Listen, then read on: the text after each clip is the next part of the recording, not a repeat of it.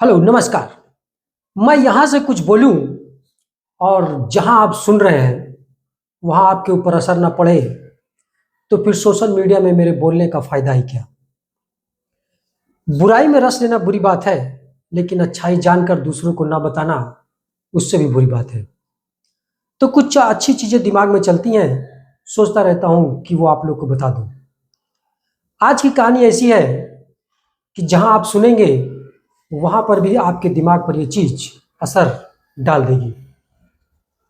और इस कहानी का अंत मैं अंत नहीं करूंगा, इसका अंत मैं आप लोगों के ऊपर छोड़ दूंगा और आप लोगों को कमेंट में ये लिख करके बताना है कि आखिरकार कहानी के अंत में हुआ क्या और कहानी का परिणाम निकला क्या। इससे मुझे ये पता चल जाएगा कि आप मेरी बातों को कितने ध्यान से सुनते हैं और आपके दिमाग का आईक्यू कितना काम करता है। तो आइए लेट स्टार्ट करते हैं एक खूबसूरत कहानी जो आपके दिमाग को हिला देगी और आपको सोचने पर मजबूर कर देगी। एक राजकुमार था। वो शिकार करने निकला। शिकार करते करते शाम हो गई और शाम के धोखे में वो राज्य की दूसरी सीमा में चला गया। और अचानक बहुत तेज आंधी तूफान आई और वहीं पे बेचारा वो गिर गया।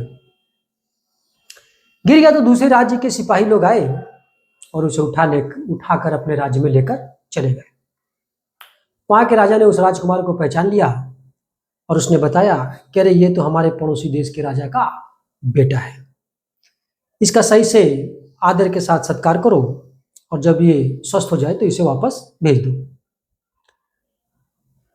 राजकुमार की देखभाल होने लगी। राजकुमार स्वस्थ हो गया। लेकिन कहानी में ट्विस्ट तब आता है कि जब उस राज्य के राजा की भी एक खूबसूरत लड़की थी और राजकुमार को उसकी लड़की से प्रेम हो गया। प्रेम हो जाने के बाद, जैसा कि आप लोग जानते हैं कहानी में होता है, राजकुमार ने राजकुमारी से कहा कि मैं तुमसे विवाह करना चाहता हूं। राजकुमारी ने भी अपने दिल की बात बताई। बोली इच्छा तो मेरी भी है, लेकिन पिताजी इस बात को स्वीकार करेंगे कि नहीं, आप इस चीज को देख लीजिए। बड़ा आदमी हमेशा बड़ी काम करता है। राजकुमार राजकुमारी के पिता के पास गया और उसने राजकुमारी का हाथ राजा से मांग लिया। राजा ने कहा आपकी ये बात सुन करके मैं बहुत प्रसन्न हुआ। चाहता तो मैं भी हूं कि मेरी बेटी का विवाह आपसे हो जाए। क्यों? क्योंकि मैं जानता हूं कि कला उस देश के राजा बनेंगे और मेरी पुत्री रानी हो जाएगी। लेकिन अफसोस इस बात का है कि मैंने अपनी पुत्री का विवाह बचपन में ही किसी दूसरे राजकुमार से तय कर दिया था। इसलिए बहुत दुख के साथ मैं कहना चाहता हूं कि मैं अपनी बेटी का विवाह आपके साथ नहीं कर सकता।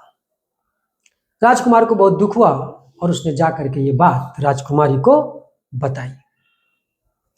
राजकुमारी ने बोला कि बचपन में मेरा विवाह तय हो गया, मुझसे तो पूछा नहीं गया, मैं तो उस राजकुमार को जानती नहीं हूँ, इसलिए मैं अब आपके साथ ही रहूंगी, आप मुझे यहाँ से भगा ले चलिए। राजकुमार बोला ठीक है, मैं तुम्हें भगा ले चलूंगा। ऐसा करो, तुम शाम को मंदिर पर आ जाना। राज्य के राजा का जो मंदिर था वहां पे तुम आ जाना, मैं तुम्हें लेने आऊंगा। इतना कह के राजकुमार बाहर निकला और उसी राज्य के एक घोड़साल में गया जहां घोड़े बिकते थे। उसने गया और घोड़साल से कहा कि मुझे ऐसा घोड़ा दो कि जो भागे तो उसे कोई पकड़ ना सके। घोड़साल ने कहा, घोड़े बेचने वाले ने, कि ठीक है राजकुमार, मैं आपको ऐसा घोड़ा दूंगा कि दुनिया का कोई भी घोड़ा उसे पकड़ नहीं सकेगा। उसने एक घोड़ा दिखाया। राजकुमार ने पूछा इसकी कीमत कितनी है? तो उस आदमी ने कहा महाराज इसकी कीमत सिर्फ 50 रुपए है। तो राजकुमार बोला अच्छा, इससे भी कोई अच्छा घोड़ा जो इससे भी तेज भागता हो? बोला महाराज घोड़ा तो नहीं है, लेकिन एक घोड़ी है जो इस घोड़े से भी तेज भागती है, और जब वो भागती है ना तो ये घोड़ा भी उसको नहीं पकड़ पाता है। बोला अरे तो फिर वही दो ना। बोला उसकी कीमत कितनी है? तो उसने कहा महाराज इसकी कीमत सिर्फ 25 रुपए है। राजकुमार को बड़ा आश्चर्य हुआ।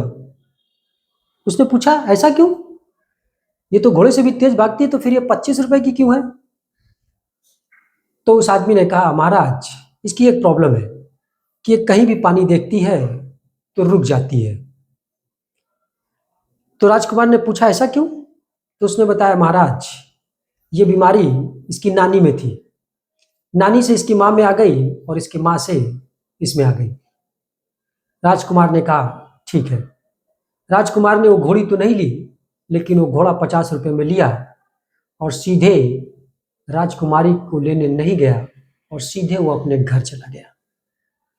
अब आप लोग बताइए कि इस कहानी में ऐसा क्यों हुआ कि राजकुमार उस राजकुमारी को लेने क्यों नहीं गया।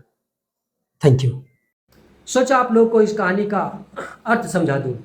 एक्चुअली में राजकुमार ने ये सोचा कि जब कोई गलत चीज़ किसी जानवर में उसकी नानी से उसकी माँ में और माँ से उसकी बेटी में आ सकती है, तो आज मैं जिस राजकुमारी को लेकर के भाग रहा हूँ, कल उससे होने वाली संतान का क्या होगा। Thank you.